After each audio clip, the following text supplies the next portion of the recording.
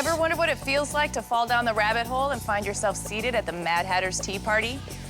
This is what it feels like to enter the world of Marcel Wanders, a parallel universe where theater meets design, fantasies are morphed into form, and dreams are harnessed into life. It's what we can bring to the world, a sense of fantasy, sense of wonder, sense of surprise. We should be more inspired ourselves by this world and to give it to the world more. So then do you find yourself fascinated by people? Do you study human behavior? Are you more inside your own head, or are you trying to get inside somebody else's head? I do study, humanity. I do study people because I'm interested in them. I want to make something which is meaningful to them. Budget brand Target has done an excellent job of bringing high design to the masses. So it's not surprising they're working with Marcel.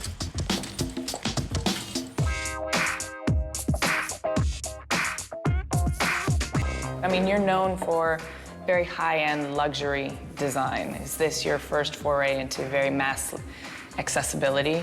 I mean, with Target, 1,600 stores. Let's say every store sells 200 of these things. That's a huge amount.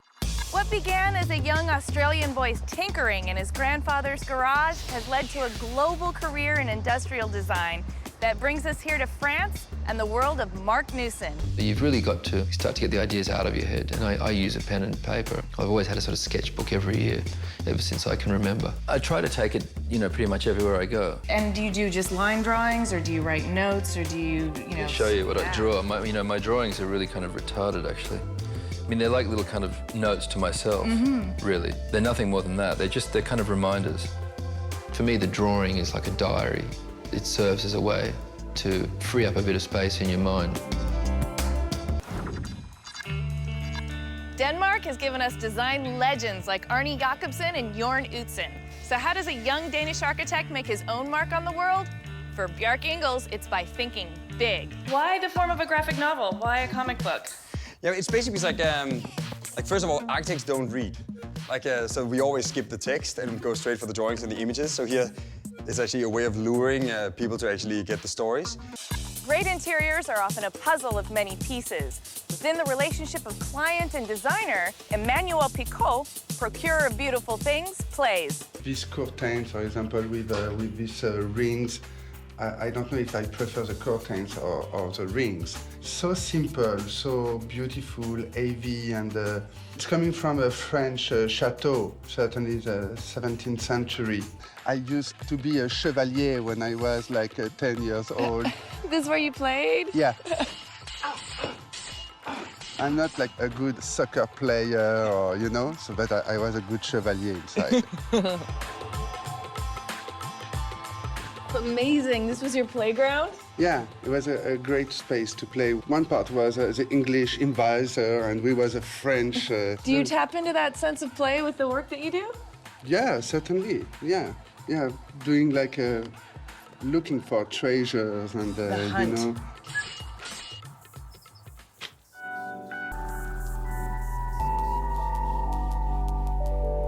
Let me to show you my second place in Paris. It's a beautiful shop named Tombé du Camion in French. Tombé du Camion. Yeah, which is in English, fallen from the back of the truck.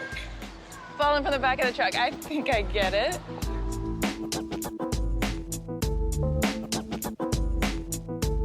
It's like leftover surplus from the manufacture of dolls or toys or... Yeah.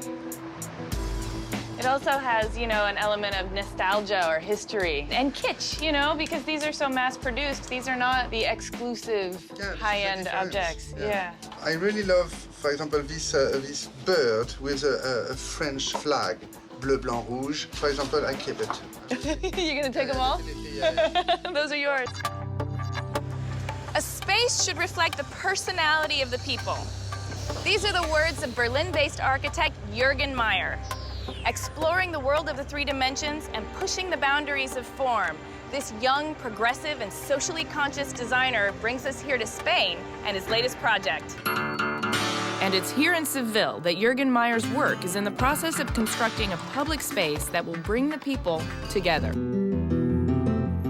So this level is where the restaurant bar will be? Exactly, yeah. Quite of a kind of a discovery from the basement archaeology through the everydayness of the market to this kind of visionary view up here. Even though Xandra Rhodes' story is quintessentially British, we're starting in, of all places, Southern California. And so I see that sometimes you cut out shapes and pin them. Oh yes, so if you decide, look, I didn't like those. They were too small and nasty. Forget it. So who started punk? Many say it was Malcolm McLaren, Vivienne Westwood, and the Sex Pistols.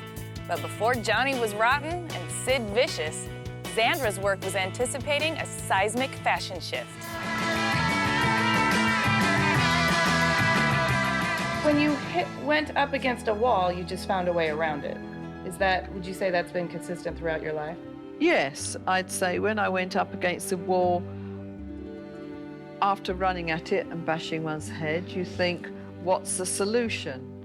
Is it, and usually, the solutions come to you in the end, provided you just sort of, you look at it or otherwise, what would you do? You've got to look at it and say, I mean, when I get to have to do commencement speeches for students, I always say to them they shouldn't give up. You've been watching Designer People, where we profile the world's leading designers through their creative connections.